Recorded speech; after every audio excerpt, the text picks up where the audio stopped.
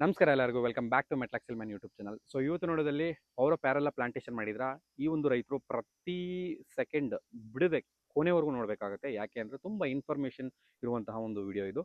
ಯಾಕಪ್ಪ ಅಂದರೆ ನಿಮ್ಮ ಒಂದು ತೋಟದಲ್ಲಿ ರೋಸು ಜಾಂಡೀಸ್ ಬರುವಂಥ ಚಾನ್ಸಸ್ ತುಂಬಾ ಜಾಸ್ತಿ ಇರುತ್ತೆ. ಯಾಕೆಂದರೆ ಪವರ್ ಆಫ್ ವೆರೈಟಿಯಲ್ಲಿ ತುಂಬಾ ಕಂಪ್ಲೇಂಟ್ಸ್ ಬರ್ತಿದೆ ರೋಸು ಜಾಂಡೀಸ್. ಈಗ ರೈಟ್ ನಾವು ಏನು ಮಳೆ ಆಗಿದೆ ಅದ್ರ ಜೊತೆಗೆ ಬಿಫೋರು ಬರ್ತಿತ್ತು, ಬಟ್ ಈಗ ಮಳೆ ಆಗಿದೆ, ಸೂಕ್ತವಾದಂಥ ಸಮಯ ಈ ಒಂದು ವಿಡಿಯೋ ಮಾಡಲಿಕ್ಕೂ ಸಹ ತುಂಬ ಲೇಟ್ ಆಯಿತು ಆ್ಯಕ್ಚುಲಿ. ಬಟ್ ಐ ಥಿಂಕ್ ನಾನು ರೈಟ್ ಟೈಮ್ಗೆ ಮಾಡ್ತಿದ್ದೀನಿ ಅನಿಸ್ತಿದೆ ಈಗ. ಯಾಕೆಂದರೆ ಮಳೆ ಆಗಿದೆ, ಈಗಿಂದ ಕಂಟಿನ್ಯೂಸ್ ಆಗಿ ನೀವು ಗೊಬ್ಬರಗಳನ್ನು ಬಿಟ್ಕೋಬೇಕಾಗತ್ತೆ. ನಾನು ಹೇಳಿದ್ದನ್ನು ಮಾಡ್ಕೊಳ್ಳಿ, ಒಂಚೂರು ಕಂಟ್ರೋಲ್ ಆಗುತ್ತೆ. 100% ನಾನು ಗ್ಯಾರಂಟಿ ಕೊಡೋಕ್ಕಾಗಲ್ಲ, ಬಟ್ ಇರೋದ್ರಲ್ಲಿ ಮ್ಯಾನೇಜಬಲ್ ಈ ಒಂದು ಕೆಮಿಕಲ್ಸ್ ಬಿಟ್ಕೊಂಡ್ರೆ ಅನ್ನೋದು ನಾನು ಭರವಸೆ ಕೊಡ್ತೀನಿ. ಸೊ ಈ ಒಂದು ವಿಡಿಯೋನ ಸ್ಟಾರ್ಟ್ ಮಾಡೋಕ್ಕಿಂತ ಮುಂಚೆ ನೀವೇನಾದರೂ ನಮ್ಮ ಯೂಟ್ಯೂಬ್ ಚಾನಲ್ ಸಬ್ಸ್ಕ್ರೈಬ್ ಆಗಿಲ್ಲ ಅಂದರೆ ಈಗಲೇ ಸಬ್ಸ್ಕ್ರೈಬ್ ಆಗಿ. ಯಾಕೆಂದರೆ ಇದೇ ರೀತಿಯಾದಂತಹ tomato related, vegetables related, horticulture crop related next ನಿಮಗೆ ಆ ವಿಡಿಯೋಸನ್ನು ತಿಳಿಸ್ತಾ ಇರ್ತೀನಿ. ಸೊ ಒಳ್ಳೆ ಇನ್ಫಾರ್ಮೇಷನ್ ಈ ಚಾನಲ್ ಮುಖಾಂತರ ನಿಮ್ಗೆ ಸಿಗ್ತಾ ಇರುತ್ತೆ. ಸೊ ಈಗ ಮೊದಲನೇದಾಗಿ ನೀವು ಪವರ್ ಆಫ್ ಪ್ಲಾಂಟೇಶನ್ ಮಾಡಿದ್ದೀರಾ. ಸೊ ನಿಮ್ಮೊಂದು ಡಿಫ್ರೆಂಟ್ ಸ್ಟೇಜಸ್ಸಲ್ಲಿರುತ್ತೆ. ಸೊ ನಾನು ಸ್ಟೇಜಸ್ ಬೈ ಹೇಳ್ಕೊಂಡು ಹೋಗ್ತಾ ಇರ್ತೀನಿ, ಅದನ್ನು ನೀವು ಫಾಲೋ ಅಪ್ ಮಾಡ್ತಾ ಇರಿ. ಸೊ ಈಗ ಮೊದಲನೇದಾಗಿ ಪ್ಲಾಂಟೇಶನ್ ಮಾಡಿದಾಗ ನೀವು ಏನು ಮಾಡ್ತೀರಾ, 19 ಡ್ರಂಚ್ ಮಾಡ್ತೀರಾ. ಈ ರೀತಿ ಡ್ರಂಚ್ ಮಾಡೋದನ್ನು ಅವಾಯ್ಡ್ ಮಾಡಿ. ನೈಟ್ರೋಜನ್ ಅಂಶ ತೀರಾ ಕಮ್ಮಿ ಹೋಗಬೇಕು ಪವರ್ ಆಫ್ ವೆರೈಟಿಗೆ ಮತ್ತು EZ ವೆರೈಟಿಗೂ ಅಷ್ಟೇ. ಈಗ ಏನು ಹೊಸ ವೆರೈಟೀಸ್ ಯಾವುದೇ ಪ್ಲಾಂಟೇಶನ್ ಮಾಡಿ ನೀವು 19 ನೈಟ್ರೋಜನ್ ಅಂಶನ ತೀರಾ ಕಮ್ಮಿ ಕೊಡಿ. ಯಾಕೆ ಅಂದರೆ ಈ ಒಂದು ವೆರೈಟೀಸ್ ಇನ್ಡಿಟರ್ಮಿನೆಂಟ್ ವೆರೈಟೀಸ್ ಅಂತ ಕರಿತೀವಿ. ಸೊ ಯಥೇಚ್ಛವಾಗಿ ಬೆಳೆಯುತ್ತೆ ಈ ಒಂದು ತೋಟ, ಬಟ್ ಫ್ರೂಟಿಂಗ್ ಬರೋದಿಲ್ಲ. ತುಂಬ ಪ್ರಾಬ್ಲಮ್ಸ್ ಆಗುತ್ತೆ ನೈಟ್ರೋಜನ್ ಜಾಸ್ತಿ ಆದಾಗ. ಸೊ ರೋಸು ಜಾಂಡೀಸ್ ಬರೋದು ಯಾಕೆಂದರೆ ಇಷ್ಟೊಂದು ರೆಸಿಸ್ಟೆನ್ಸ್ ಬಿಲ್ಡ್ ಆಗಿಲ್ಲ. ನಮಗೆ ಸಾಹೋ ಇತ್ತು ಆ ಟೈಮಲ್ಲಿ, ಸಾಹೋದಲ್ಲಿ ನಮ್ಗೆ ಯಾವುದೇ ರೀತಿ ತೊಂದರೆ ಬರ್ತಿಲ್ಲ. ಏನೋ ಸಾಯಿಲಲ್ಲಿ ಏನೋ ತೊಂದರೆ ಇದ್ದರೆ ಅದ್ರದ್ದು ಬಿಟ್ಟರೆ ಬೇರೆ ಏನು ಎಫೆಕ್ಟ್ ಆಗ್ತಿರ್ಲಿಲ್ಲ ರೋಸು ಜಾಂಡೀಸ್ದು.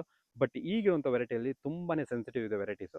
ಸೊ ಇದಕ್ಕೆ ನಾವು 19 ಅನ್ನೋದು ಬಿಡೋದನ್ನು ಅವಾಯ್ಡ್ ಮಾಡಬೇಕು, ನೈಟ್ರೋಜನ್ ಅಂಶನ ಬಿಡೋದನ್ನ ಅವಾಯ್ಡ್ ಮಾಡಬೇಕು. ಸೊ ಇದು ಸಾಕಷ್ಟು ದಿನಗಳಿಂದ ಹೇಳ್ಕೊಂಬಂದಿದ್ದೀನಿ. ಈಗ ನಿಮ್ಮಲ್ಲಿ ರೋಸು ಜಾಂಡೀಸು ಬರ್ದಿರ ನಾವು ಯಾವ ರೀತಿ ಮೇಂಟೈನ್ ಮಾಡಬೇಕು ಅಂದರೆ, ಮೊದಲನೇದಾಗಿ 30 ಡೇಸ್ಗೆಲ್ಲ ನೀವೇನು ಮಾಡ್ಕೋಬೇಕು, sprays zinc, boron, ferrous, magnesium and then iron. So ಈ ಒಂದು 4 to 5 ಮಾಲಿಕ್ಯೂಲ್ಸ್ ಏನು ಹೇಳಿದೆ, ಜಿಂಕು, ಫೆರಾಸು, ಐರನ್ನು, ಬೋರಾನು, ಇದನ್ನು ಸ್ಪ್ರೇ ಮುಖಾಂತರನೂ ಕೊಡೋಕ್ಕೆ ಟ್ರೈ ಮಾಡಿ. ಆ್ಯಂಡ್ ಭೂಮಿ ಮುಖಾಂತರನೂ ಕೊಡೋಕ್ಕೆ ಟ್ರೈ ಮಾಡಿ. ಇಂಡಿವಿಜುವಲಾಗಿ ಕೊಡಿ. ಅಂದರೆ ಯಾವ ರೀತಿ ಅಂದರೆ ಎಲ್ಲ ಮಿಕ್ಸ್ ಮಾಡಿ ಕಂಪ್ಯಾಟಬಿಲಿಟಿ ನೋಡಿಕೊಂಡು, ಸೊ ನೀವು ಡ್ರಿಪ್ಗಾಗಿರಲಿ ಅಥವಾ ಸ್ಪ್ರೇಗಾಗಿರಲಿ ನೀವು ಕೊಡಬೇಕಾಗತ್ತೆ. ಸೊ ಇದು ಕೊಟ್ಟಾಗ ಏನಾಗುತ್ತೆ ಅಂದರೆ ಜಿಂಕು, ಫೆರಾಸು, ಅದ್ರ ಜೊತೆಗೆ ಬೋರಾನು, ಇವೆಲ್ಲ ಏನಿದೆ, ಸೊ ಇವೆಲ್ಲ ನಿಮಗೆ ಫ್ರೂಟಿಂಗ್ ರಿಲೇಟೆಡು, ರೈಪ್ನಿಂಗ್ ಆಗಿರಲಿ, ಏನು ಪಿಗ್ಮೆಂಟ್ ಅಂತ ಕರಿತೀವಲ್ವಾ, ಸೊ ಆ ಪಿಗ್ಮೆಂಟ್ ಇಂಪ್ರೂವ್ಮೆಂಟ್ ಆಗಿರಲಿ, ತುಂಬ ಚೆನ್ನಾಗಾಗುತ್ತೆ ಈ ಒಂದು ಮಾಲಿಕ್ಯೂಲ್ಸಲ್ಲಿ ಏನು ನ್ಯೂಟ್ರಿಮೆಂಟ್ಸ್ ಏನಿದೆ. ಸೊ ಇದರಲ್ಲಿ ತುಂಬ ಯಥೇಚ್ಛವಾಗಿ ಆ ಒಂದು ಪಿಗ್ಮೆಂಟನ್ನು ಡೆವಲಪ್ ಮಾಡಲಿಕ್ಕೆ ಹೆಲ್ಪ್ ಆಗುತ್ತೆ.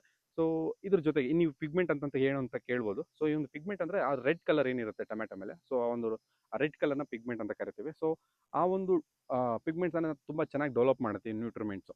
ಸೊ ಈ ನ್ಯೂಟ್ರಿಮೆಂಟ್ಸು ನೀವು ಯಾವ ಫಾರ್ಮಲ್ಲಿ ಕೊಡಬೇಕು ಅಂದರೆ EDTA ಅಂತ ಕರಿತೀವಿ. ಸಾರಿ, ಬಿಟಾ ಅಂತಿದ್ದೀನಿ. EDTA form. ಈ ಒಂದು EDTA ಫಾರ್ಮಲ್ಲಿ ಕೊಟ್ಟಾಗ ನಿಮಗೆ ಎಕ್ಸಲೆಂಟಾಗಿ ವರ್ಕ್ ಆಗುತ್ತೆ. ಸೊ ಇದನ್ನು ನೋಡಿಕೊಂಡು ಈ ನ್ಯೂಟ್ರಿಮೆಂಟ್ಸನ್ನು ಫಾಲೋ ಅಪ್ ಮಾಡ್ಕೊಳ್ಳಿ. ಇದನ್ನು ಯಾವಾಗಿಂದ ಸ್ಟಾರ್ಟ್ ಮಾಡ್ಕೋಬೇಕು ಅಂದರೆ 30 ಡೇಸ್ ಒಳಗಡೆ ಇದನ್ನು ಸ್ಟಾರ್ಟ್ ಮಾಡ್ಕೊಳ್ಳೇಬೇಕು ನೀವು. ಒಂದ್ಸರಿ ಜಿಂಕ್ ಕೊಡಿ, ಒಂದ್ಸರಿ ಐರನ್ ಕೊಡಿ, ಒಂದ್ಸರಿ ಫೆರಾಸ್ ಕೊಡಿ, ಒಂದ್ಸರಿ ಬೋರಾನ್ ಕೊಡಿ. ಈ ರೀತಿ ನೀವು ನ್ಯೂಟ್ರಿಮೆಂಟ್ಸನ್ನು ಡ್ರಿಪ್ ಮುಖಾಂತರ ಕೊಡ್ತಾ ಬನ್ನಿ ಪ್ರತಿ ಒಂದು ಇದರಲ್ಲೂ.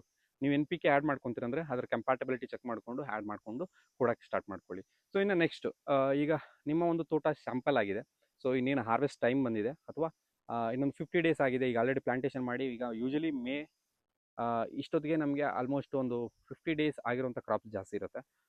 ಅರ್ಲಿ ಪ್ಲಾಂಟೇಶನ್ ಯಾರು ಮಾಡಿರ್ತಾರೋ ಮಾರ್ಚಲ್ಲಿ ಆ್ಯಂಡ್ ಫೆಬ್ರವರಿ ಎಂಡಿಂಗಲ್ಲಿ ಅಥವಾ ಮಾರ್ಚಲ್ಲಿ ಸ್ಟಾರ್ಟಿಂಗಲ್ಲಿ ಮಾಡಿದಂತಹ ರೈತರು, ಸೊ ಈಗ ಏನು ಶಾಂಪಲ್ ಆಗುವಂಥ ಚಾನ್ಸಸ್ ಇರುತ್ತೆ. ಸೊ ಅವರಿಗೆ ನಾನು ಹೇಳೋಕ್ಕೆ ಇಷ್ಟಪಡ್ತೀನಿ ಏನಂದರೆ, ಈ ಒಂದು ಕ್ಯಾಟ್ಸ್ ಅಂತ ಬರುತ್ತೆ, KTS ಅಂತ ಬರುತ್ತೆ ಮಹಾದನ್ ಕಂಪ್ನಿದು, ಕ್ಯಾಲ್ಶಿಯಂ ಥಿಯೋಸಲ್ಫೇಟು, ಪೊಟ್ಯಾಷಿಯಂ ಥಿಯೋಸಲ್ಫೇಟು, ಅದರ ಜೊತೆಗೆ KMS ವಲಾಗ್ರೋ ಕಂಪ್ನಿದು, ಅದರ ಜೊತೆಗೆ ಮಾಲಾಬ್ ಕಂಪ್ನಿದು ಪೊಟ್ಯಾಷಿಯಂ ಸೈನೇಟು.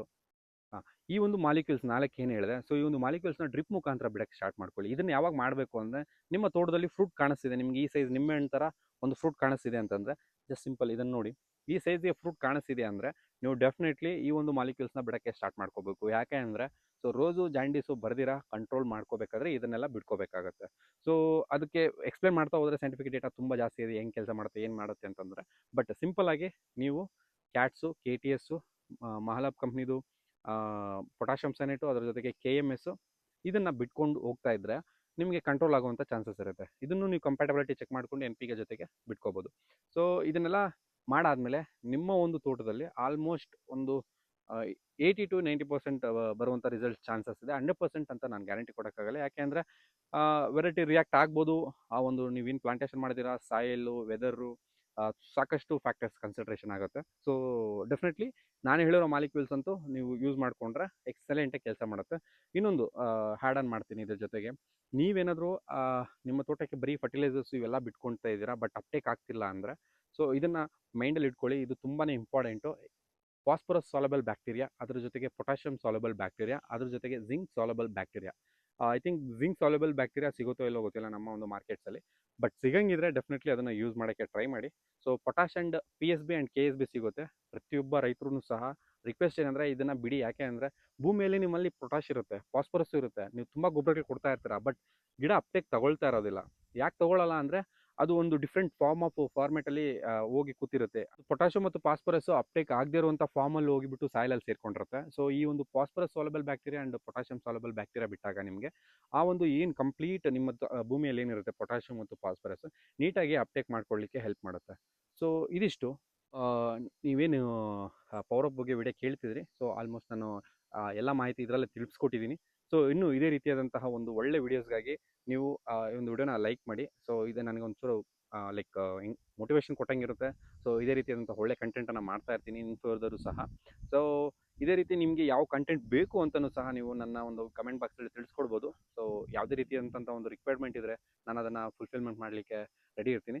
ಸೊ ತುಂಬ ಲೆಂತ್ ಆಯ್ತು ಅನ್ಕೊತೀನಿ video, but it is necessary. ಯಾಕೆ ಅಂದರೆ ಪವರ್ ಆಫ್ ಪ್ಲಾಂಟೇಶನ್ ಯಾರೆಲ್ಲ ಮಾಡಿದ್ರ ಅವ್ರು ಈ ಒಂದು ವಿಡಿಯೋನ ಕಡ್ಡಾಯವಾಗಿ ನೋಡಲೇಬೇಕು. ನಿಮ್ಮ ರೈತರಿಗೆ ಯಾರಿಗಾದ್ರೂ ಗೊತ್ತಿಲ್ಲ ಅಂದರೆ ಈ ಒಂದು ವಿಡಿಯೋನ ಶೇರ್ ಮಾಡಿ, ಪವರ್ ಆಫ್ ಪ್ಲಾಂಟೇಶನ್ ಯಾರೆಲ್ಲ ಮಾಡಿದ್ದಾರೆ. ಸೊ ಯಾಕೆ ಅಂದರೆ ಅಷ್ಟೊಂದು ಇಂಪಾರ್ಟೆಂಟ್ ಇದೆ ವಿಡಿಯೋ ರೋಸು ಜಾಂಡೀಸ್ ಕಂಟ್ರೋಲ್ ಮಾಡ್ಕೊಳ್ಳೋದ್ರಲ್ಲಿ. ಸೊ ನಿಮ್ಗೆ ಯಾರು ಡೀಲರ್ಸು ಈ ಒಂದು ಮಾಹಿತಿಯನ್ನು ಕೊಡೋದಿಲ್ಲ. ಈವನ್ ಕೆಲವರು ಕೊಟ್ಟರು ಸಹ ಅಷ್ಟೊಂದು ಎಫೆಕ್ಟಿವ್ ಆಗಿ ನೀವು ಫಾಲೋ ಅಪ್ ಆಗೋದಿಲ್ಲ.